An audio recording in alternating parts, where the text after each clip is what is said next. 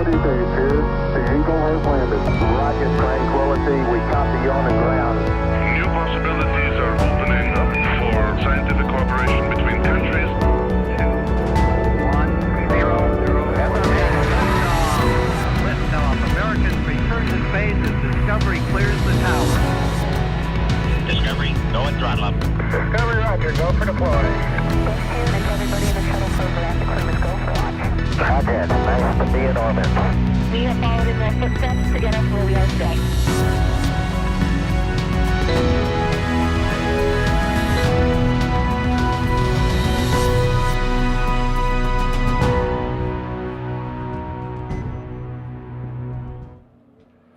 Well, good morning and welcome back to the Kennedy Space Center for this historic mission as we once again prepare to launch Bob and Doug from right out there on pad 39A on that Falcon 9 and Crew Dragon.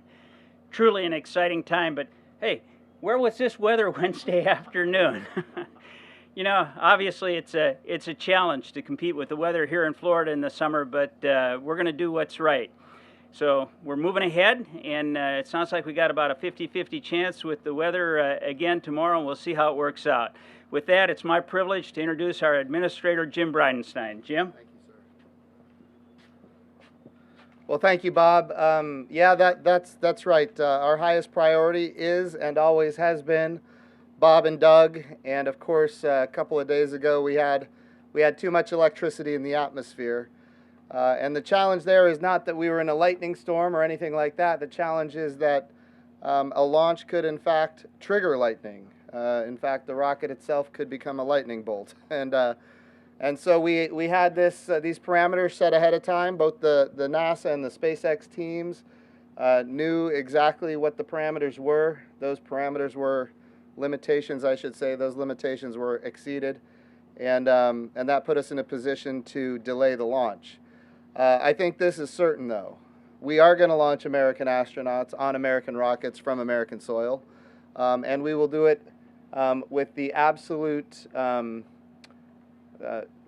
priority being the safety of our astronauts. And I will tell you, I'm very proud of the NASA team, very proud of the SpaceX team. You know, a lot of the comments I had in the interviews ahead of time were, are you going to feel undue pressure because of all of the attention on this, not just attention in the United States, but attention globally, all of the VIPs that were here. Are you going to feel undue pressure to launch? And, you know, we have all been in agreement that there will be no pressure. We will launch when we are ready. And I'll tell you, the President and the Vice President were proud of the NASA team and the SpaceX team for making the right call for the right reasons. And again, when we do this again Saturday, if we do it again on Sunday, we will feel no pressure. We will go when we are ready. Safety is the highest priority, and that's what we're focused on. So with that, we'll open it up to questions. Jim, did you want to have a few words here? You bet, absolutely. Jim Morehard, Deputy NASA Administrator, and I'll tell you he's a great friend, and we are honored to have him as our deputy. Having worked many years in the Senate, he helps us a lot with the political aspects of the job that I deal with every day. So thank you, Jim. Thank you, Jim. Good morning. You know, I just really want to start by saying, you know, we're at the dawn of a new age, and we're really leading the beginning of a space revolution. And think about it, this is really something much bigger than all of us. But really, our hope and prayer for tomorrow is to inspire the next generation and to give hope for many people who need it right now, and also to unite our country and the world. And you think about, I guess what I'm trying to say is we need your support. And I hope you'll stay with us as we get this flight test, whether it's tomorrow or the next day or whenever we go after that. Deke Slayton once said, he was a Mercury 7 astronaut, and he said, a good scrub is better than a bad launch any day. And that's where we're at. Thank you.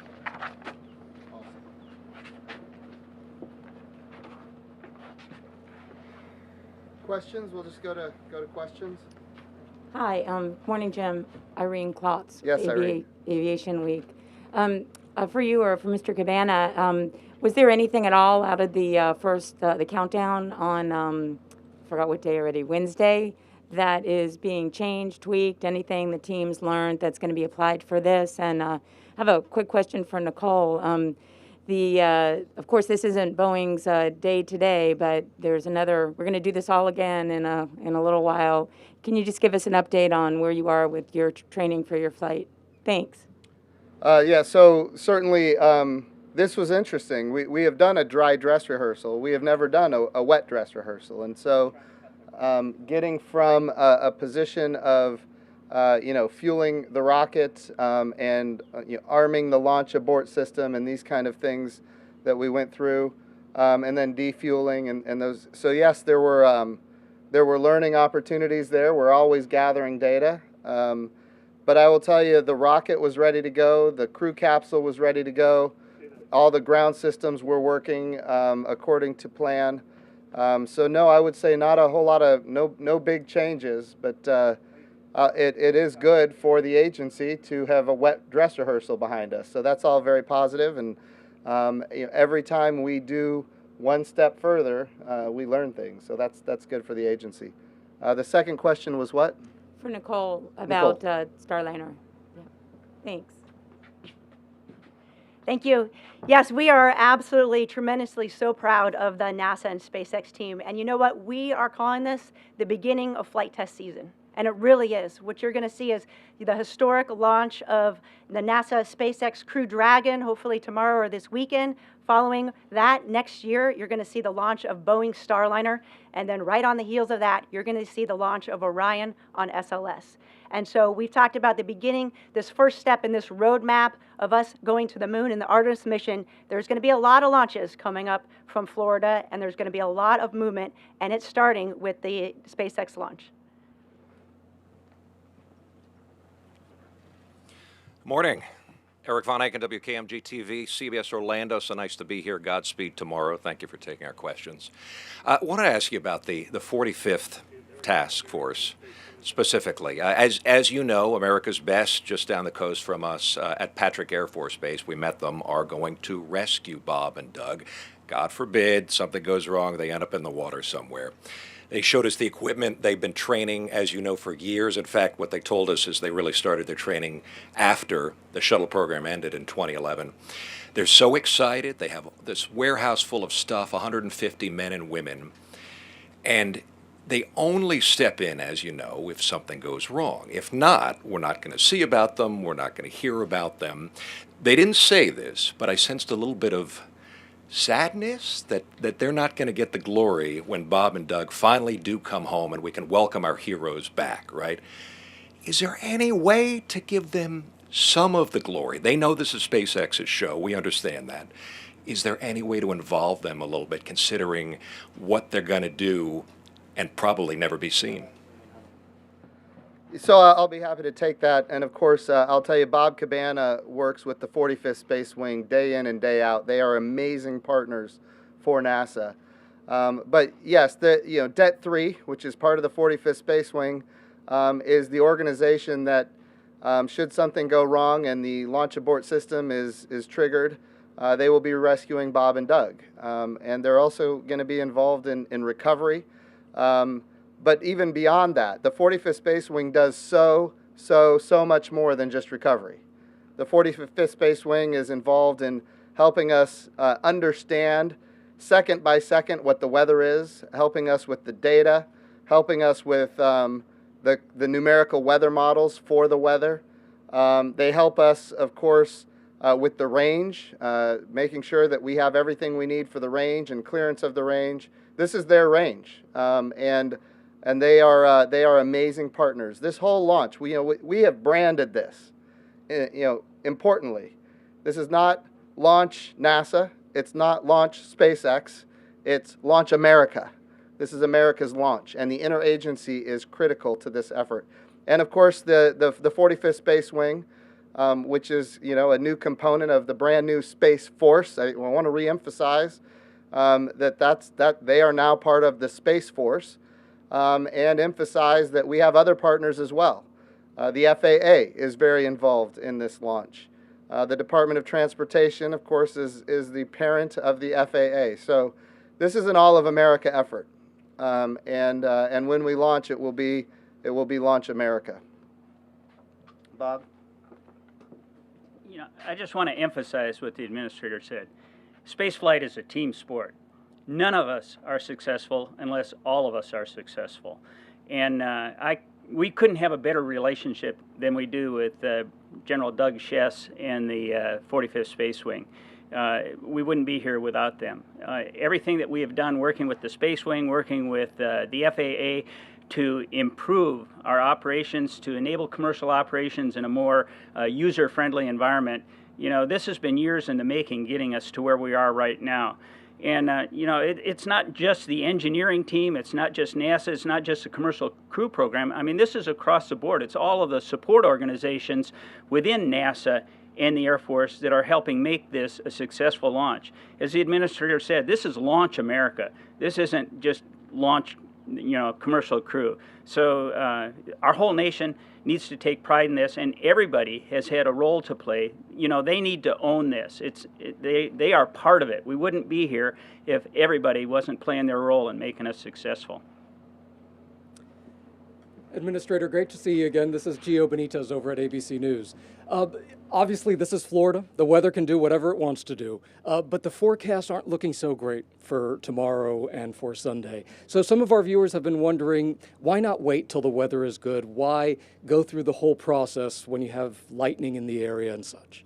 Yeah, so we're balancing so many different things right now, and that's an important question. And I just want people to know that when we balance all of these things, there is always going to be uncertainty. We could wait another week and we can see that the weather's going to be good. The question is, why is the weather good a week from now?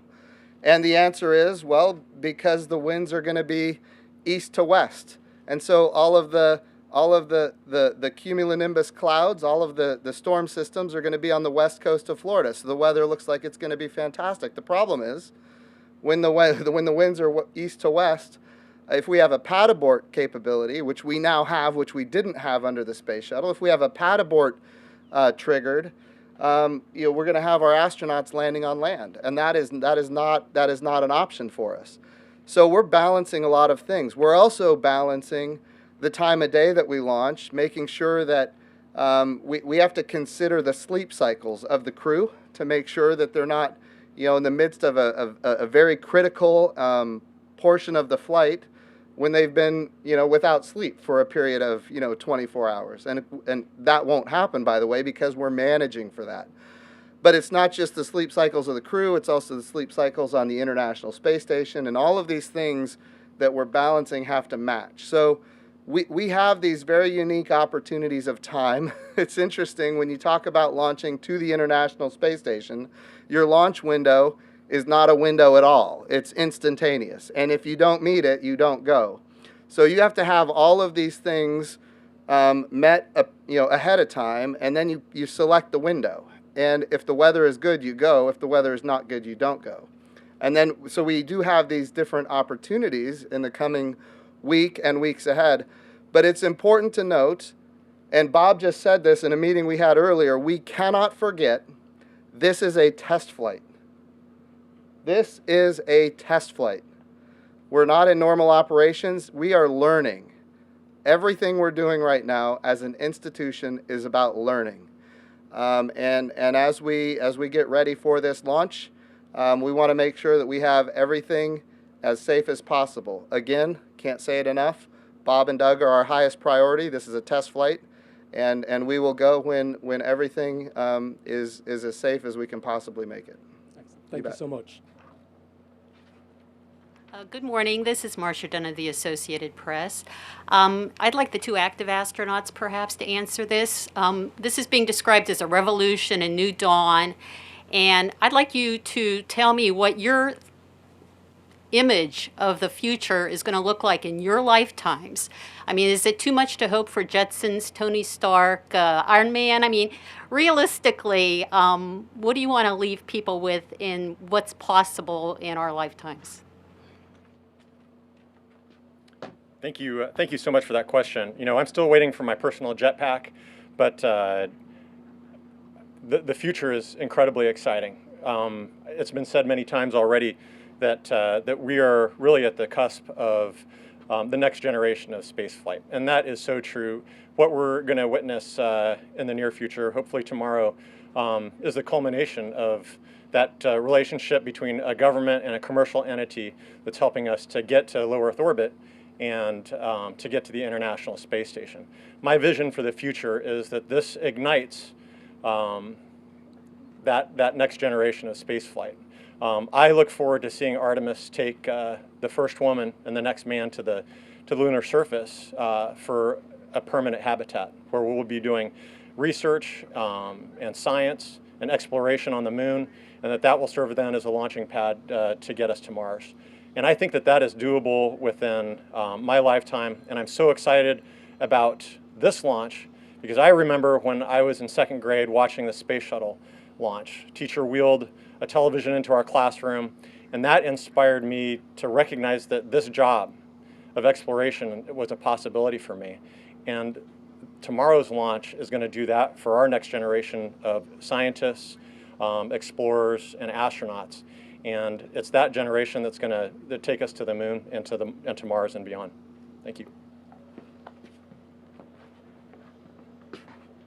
Thank you so much.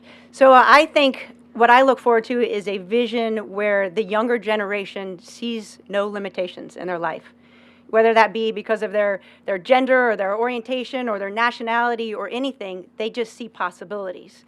And so what this allows, this partnership between the public and private and the commercialization of low Earth orbit, is you'll see these opportunities open up in the future.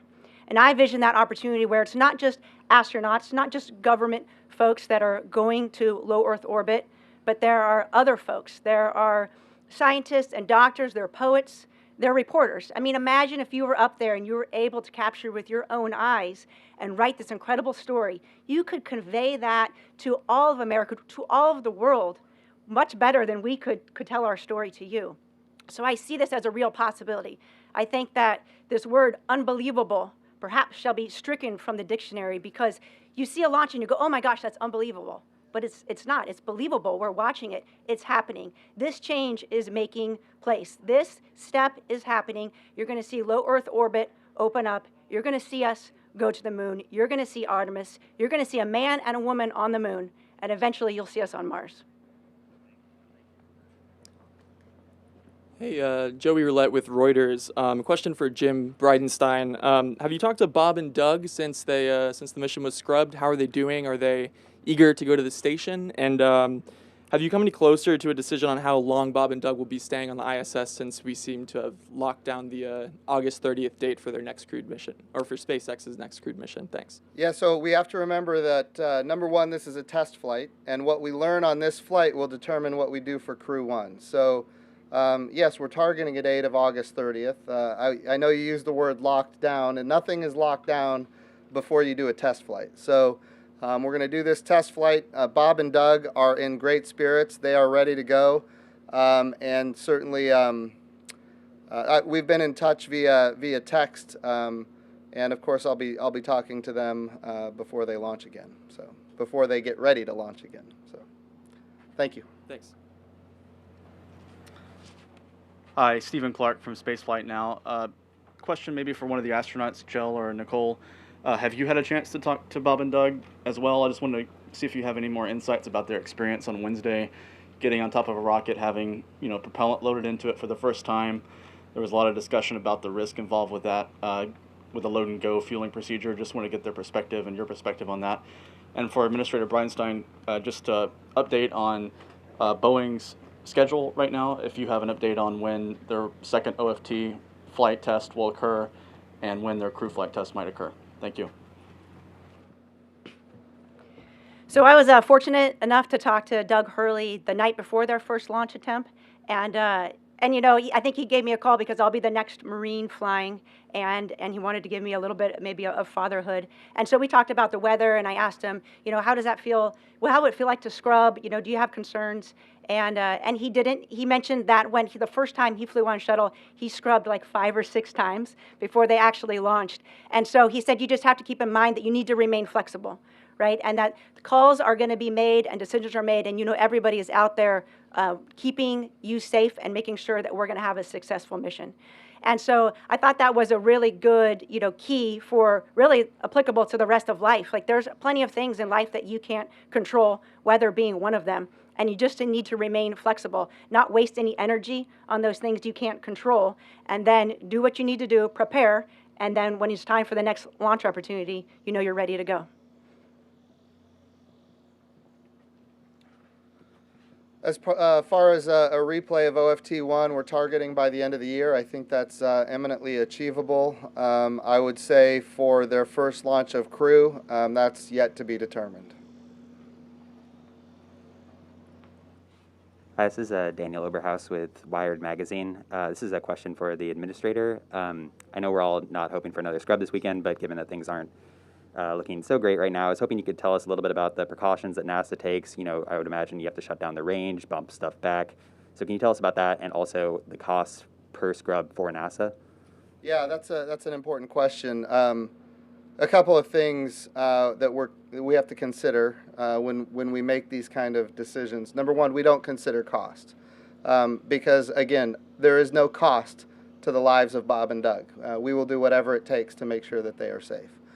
But for example, right now we're going through a process thinking, okay, tomorrow it's about a 50% probability that we're going to have the conditions capable of launching at the time of launch here at the Cape.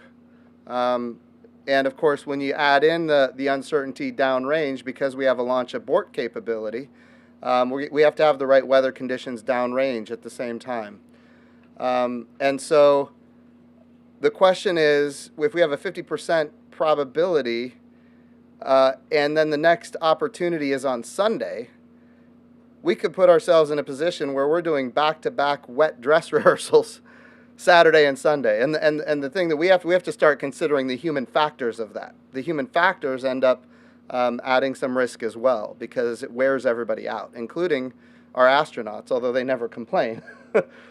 We want to make sure that everybody is well rested and ready to go. So one of the things that we might do even today, this afternoon, we're going to get another weather brief, and we might make a decision that Sunday is the day, not Saturday.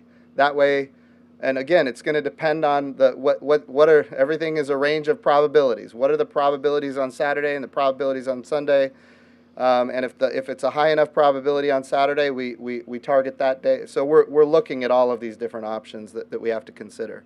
Earlier I mentioned that we have to consider sleep cycles. So we want to launch at a time where our crew, if the time to orbit is 15 to 20 hours, that's kind of in the sweet spot, because then they can get on orbit, they can get some rest, and then they can dock to the International Space Station. And so getting that right is important as well.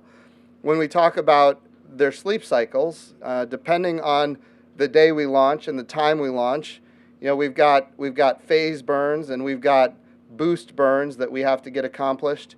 And of course, if those are in the middle of the times when the astronauts are trying to catch some sleep, then that's not optimum either. So yes, we're having to balance all of these things. There is cost associated with the delay. Make no mistake, there is cost. We load the rocket with liquid oxygen. We unload the rocket with liquid oxygen. We've got all of these people here at the Cape that are focused on getting the mission accomplished. There is absolutely cost associated. As far as like the total dollar amount, given all of the things that we do, I don't have that number just handy right now. But there is cost associated. But again, compared to the investment that took us to get to this point, those costs are really, really minimal. And compared to the lives of Bob and Doug, we are not worried about that. Remember, this is a test flight. We need to make sure that we are maximizing the opportunity for success, and that's what we're focused on. Just briefly, do you have a ballpark figures? Are we talking like hundreds of thousands, millions of dollars? We'll get you a number. Okay, thank you. Yep. Hi, this is Michael Sheets. I'm with CNBC. My question is for Jim, and Bob can probably help add a little color here. Jim, you've asked people to stay home for this mission, given we're all wearing masks, we're all social distancing here on site, but the visitor complex reopened the day after the scrub. So this launch attempt is going to see people be able to come to the visitor center. And as well as it's the weekend. People don't have to take off work if they want to come try to watch the first time we've launched Crew in almost a decade. So what kind of measures is NASA taking that's different than we saw on launch day on Wednesday? And what kind of crowds is NASA expecting in the local area and even to welcome on site? So just so you're aware, yes, I don't know what the count is, but lots and lots of people came to the Cape to watch this launch.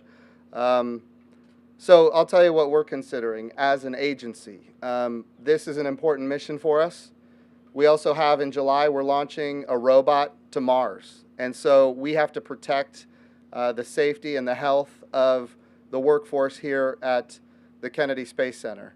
And then, of course, once Demo 2 is successful, which it will be, once Demo 2 is successful, we're going to launch Crew 1. So right here at the Kennedy Space Center, we have no shortage of opportunities in front of us, and we have to make sure that without question, we're doing everything we can to keep our people safe right here at the Kennedy Space Center, keep them healthy. Remember, if we have an outbreak, all of the contract tracing begins, and then all of these mission essential people end up getting sidelined. That is not the outcome that we're looking for. So the visitor center is open. There is no doubt times are changing and people are going to travel, and the visitor center is going to be open.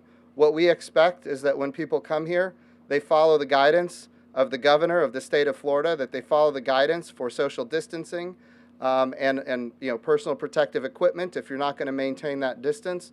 And if people do that, they're going to be safe. But we will make sure that the people that are involved in these mission essential functions for this country, launching American astronauts on American rockets from American soil, launching our next rover to Mars, that these mission essential functions will not be placed in jeopardy.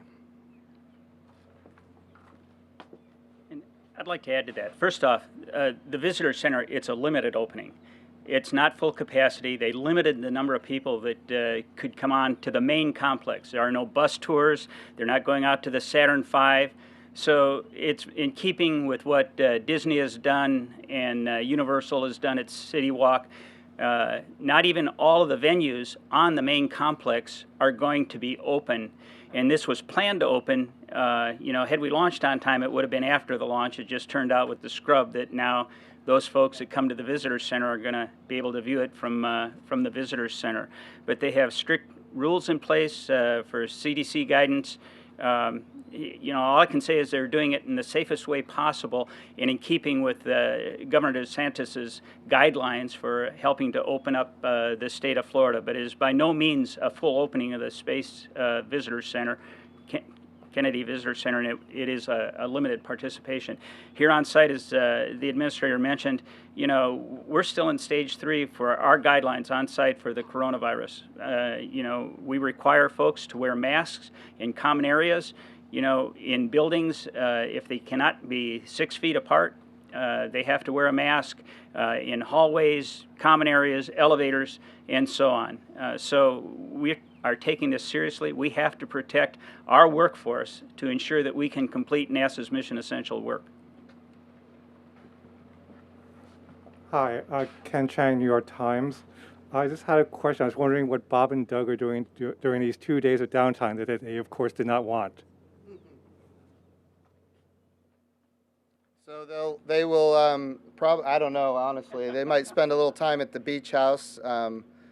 Again, I don't know, but I would guess that's probably what they'll do. They started a new tradition of launching little rockets. I don't know if you've seen any of that, but they started a new tradition of launching rockets from the beach at the beach house before a big launch. And so I would imagine they're probably getting some downtime. They're probably thinking about what's coming, maybe some changes that they'd like to have for their next route to the rocket.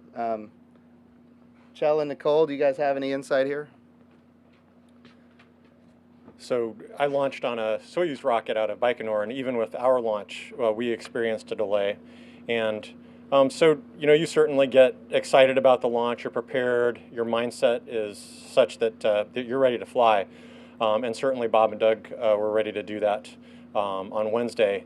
And so the scrub, the delay, just represents an opportunity for the team to learn, and then an opportunity for them to reunite with their families. I know they're spending time with their families and enjoying this little bit of time before they get ready to fly again. I'm sure they're getting briefings from the SpaceX team, from the NASA team, on what the weather looks like, how the vehicle looks, and then getting back into the zone for whatever we decide for tomorrow or Sunday.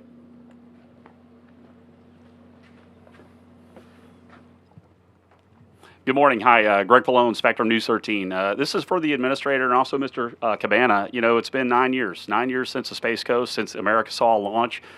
This area was devastated after the shuttle retired. Lots of people laid off. What type of inspiration after 9 years does this flight mean for the Space Coast in particular and Florida? Thank you. Oh, it's absolutely huge. And I cannot compliment Bob Cabana and his team here at the Kennedy Space Center enough. As you mentioned, when the space shuttles were retired 9 years ago, this area was devastated. And then that was with the cancellation of the Moon program, Constellation. So all of those jobs that were anticipated were also eliminated. And it was all at once, and it was absolutely devastating.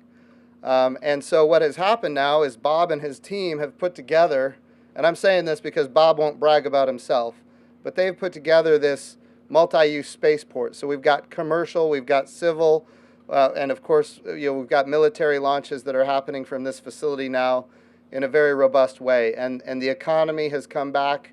The markets are working here in a way that we couldn't have even envisioned 9 years ago. And now we have, a budget, a NASA budget, that is the highest it's ever been in history in nominal dollars. And it's as high as it's been. Obviously Apollo in real dollars was higher, but our trajectory is right. When I took over this job, our budget was $19 billion, and the budget request for next year is $25 billion. For the first time since 1972, we have a human landing system funded to go to the surface of the moon, and not just funded, but also under contract for the development of that human landing system. And of course, with the development of the Space Force and the 45th Space Wing, Cape Canaveral Air Force Station, there's going to be lots and lots of economic opportunity happening here. Some of it for good reason, because we want to do exploration, science, discovery. Some of it for not so good reason, because we've got bad actors around the world that are making space more dangerous, and we need the 45th Space Wing. We need the Air Force to do what is necessary to keep our country and our exploration and the commercial capabilities of space safe. But I will tell you right now, we're thrilled to have the support from the administration at the level that we have it. We've got strong bipartisan support. One of my jobs as the NASA administrator, and I took this very seriously when I took the job, how do we create a program that is sustainable? How do we create a program that's not going to invest billions of dollars and then get canceled? Well, we do it by getting strong bipartisan support, which we are having. We do it by making sure our international partners are engaged and contributing significantly in dollar values and in capabilities, which they are doing. When we think about the Gateway, building a space station in orbit around the moon, our international partners want to go to the moon with us, and we, of course, welcome that. The President's Space Policy Directive 1 said go to the moon, go sustainably, go with international partners, go with commercial partners. We now have, when we go to the moon in 2024, we're going to go with a commercial human landing system. So we're expecting our providers to go get customers that are not NASA, driving down our costs, increasing access. So we're building the markets that make it sustainable. The history of spaceflight is that the government created the demand and the government created the supply. And when you do that, you are always limited and you are subject to the whimsical budgets of politicians. And that's where we were 9 years ago. And because of the great work of Bob and his team, because of the vision to commercialize space, that's not where we are today. We need a resilient space program that includes the best that America has to offer from a government perspective, from a commercial perspective. We need to bring a coalition of nations with us, which is what the international partnerships are all about. We need bipartisan support. And more than anything, the reason I'm here we need these people that are watching on television right now to support the program, and they do. And that's why we do so much communication outreach. If we have public support, then of course we get the support of the representatives in Congress, which of course provide NASA's budgets. And they have been overwhelmingly supportive in a bipartisan way. So yes, we all remember what happened 9 years ago. We remember it. And we're doing everything in our power to make sure that that doesn't happen again. And that's my job as the NASA administrator. Bob, I'll let you say a few words. Well, first off, thank you, Jim, for your kind words. I'm just extremely pleased to be a member of this team. It is awesome what we've accomplished. And Greg, you said we haven't seen a launch in 9 years. I'd like to say anytime a rocket ship leaves planet Earth, I don't care what's on it, it is an event and worthy of note. But you know, you talk about humans and what it means. I happened to see a picture of the Max Brewer Bridge for the last launch attempt in Titusville there. And it looked like the last flight of the space shuttle. Our nation, it means a lot to see our astronauts launching on U.S. rockets from U.S. soil. And anytime you put a human on a rocket, it's another step up. I mean, it raises the level of concern, it raises the level of importance, it raises the level of our looking into it to make sure that everything is right. And yeah, it's awesome. I can't tell you what it's going to mean to me to see a U.S. rocket launching crews again off that pad out there. That's what they were designed for. We went to the moon from that pad. I launched 3 times off that pad. You know, to see Bob and Doug launch off it, and then to get Boeing launching, we are on the verge of a new era in human spaceflight. This is just the beginning. It's only going to get better. So, yeah, it means a lot, and I truly am excited about it. To me, it's a culmination of a lot of hard work by this team here at the Kennedy Space Center, and I couldn't be more pleased. Thanks. I enjoy every launch too, by the way. Just you know that. Thank you very much, guys. This will be our last question. Hi, Marcia Dunn, AP again for Mr. Bridenstine. How much credit do you put on Elon Musk personally to be where you are today? I know it's a big effort, but you know he's the linchpin in it all, and he's also a colorful, high-profile figure for lots of different reasons. How much of attention is being drawn to all this just by virtue of him as a person? You know, you're making a wonderful point. What Elon Musk has done for the American space program is he has brought vision and inspiration that we hadn't had, you know, for 10 years since the retirement of the space shuttles, 9 years, and I will tell you, he's brilliant, he's capable. He has, you know, I've been the NASA administrator now for over 2 years, and there have been times when maybe there was a little tension because of the priorities that we were focused on. But when I talk to him, when I meet with him, he gives me a commitment and he delivers on that commitment. That has happened every single time. So we're very proud of the team that he has at SpaceX. We're very proud of the partnership between NASA and SpaceX. And yes, in this particular case, we're at a point in time where we've asked him to do certain things, and he has absolutely delivered. Yeah, Jim Morehart. I'd just like to add to that. You know, I was witnessed the flight readiness review last week, and it was said, you know, we started out as a partnership, and in many respects, it's become a friendship.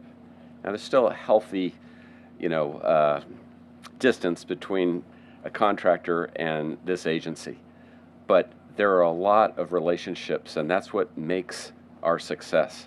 They actually embedded Bob and Doug into their manufacturing facilities so that their line workers got to know them personally. So they're personally invested in their safety. And it goes, yes, as Jim said, from Elon, but it goes down to the line worker. And I can't reiterate how much Jim has said. And, you know, it's Jim's vision, and the vice president and the president's vision, but they're helping us execute that vision. Good, well said. That was the last question. Okay. Do you have any closing remarks? Well, this is, I want to reemphasize, this is a test flight. We learned a lot a couple of days ago, and in the days ahead, we're going to learn even more. Part of what we're learning are what we need to be safe to launch as it relates to the weather. And of course, we're looking at Saturday, we're looking at Sunday.